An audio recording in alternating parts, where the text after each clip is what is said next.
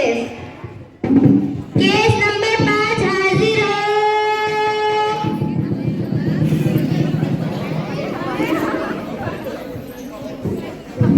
जज साहब, मैं एक पुलिस वाली हूँ। मैं लोगों के लिए दिन रात ड्यूटी करती हूँ। ना चोरों और लुटेरों से भी सबको बचाती हूँ। मेरे वजह से लोग महफूज रहते हैं, इसीलिए ये इज्जत की कुर्सी मुझे ही मिलना चाहिए। Case process.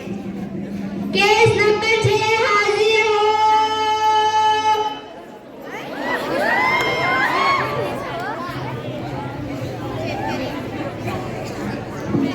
माय लॉर्ड, मैं किसान हूँ। मैं रोजाना खेत में जाकर जमीन का सीना चीर कर फसल की पैदावार करता हूँ और इसी वजह से तमाम लोग पेट भरकर खाना खाते और जिंदा रहते।